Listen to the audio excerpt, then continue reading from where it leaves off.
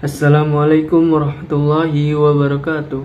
Perkenalkan, nama saya Raihan Gusbat Anjung dengan NPM 2421010042. Jadi di sini saya akan mempresentasikan makalah yang berjudul Oksiologi. Jadi latar belakang sejarah. Perkembangan ilmu pengetahuan yang pesat pada abad pencerahan memicu pertanyaan tentang dasar-dasar dan metodologi atau metode ilmu pengetahuan. Krisis epistemologi pada abad ke-17 dan 18 memicu pertanyaan tentang sifat pengetahuan dan bagaimana pengetahuan dapat diperoleh. Jadi, pengertian aksiologi.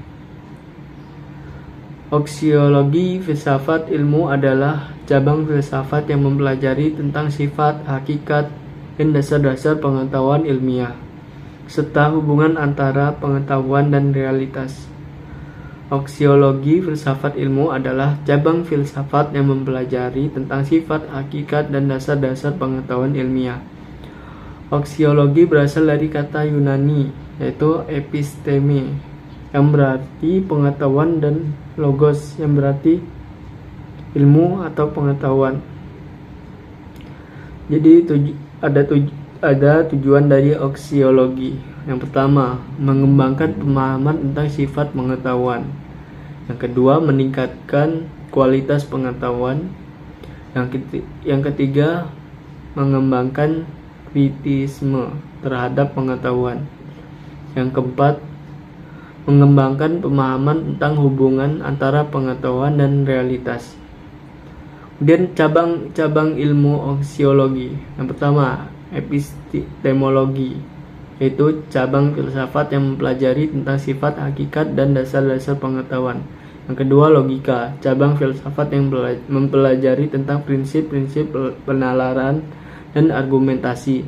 Yang keempat, metodologi, cabang ilmu yang mempelajari tentang metode-metode penelitian dan pengembangan ilmu. Yang keempat, filsafat ilmu, cabang filsafat yang mempelajari tentang sifat, hakikat, dan dasar-dasar pengetahuan. Yang kelima, filsafat pengetahuan, cabang filsafat yang mempelajari tentang sifat, hakikat, dan dasar-dasar pengetahuan. Yang keenam, ontologi, yaitu cabang filsafat yang mempelajari tentang sifat, hakikat, dan dasar-dasar realitas. Yang terakhir, yang ketujuh, semiotika, yaitu cabang ilmu yang mempelajari tentang tanda-tanda dan simbol-simbol dalam komunikasi. Kemudian teori aksiologi. Yang pertama, teori pengetahuan empiris. Yang kedua, teori pengetahuan rasional. Yang ketiga, teori pengetahuan intuitif. Yang keempat, teori pengetahuan pragmatis.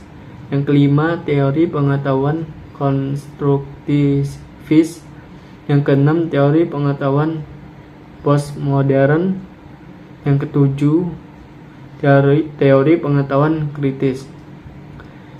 Jadi kesimpulannya, aksiologi filsafat ilmu adalah cabang filsafat yang mempelajari tentang sifat, hakikat, dan dasar-dasar pengetahuan ilmiah. Dengan memahami teori-teori dan tokoh-tokoh dalam aksiologi filsafat ilmu, kita dapat meningkatkan pemahaman tentang pengetahuan dan meningkatkan kualitas pengetahuan. Jadi mungkin itu aja yang dapat saya sampaikan. Lebih kurangnya mohon maaf. Saya akhiri. Wassalamualaikum warahmatullahi wabarakatuh.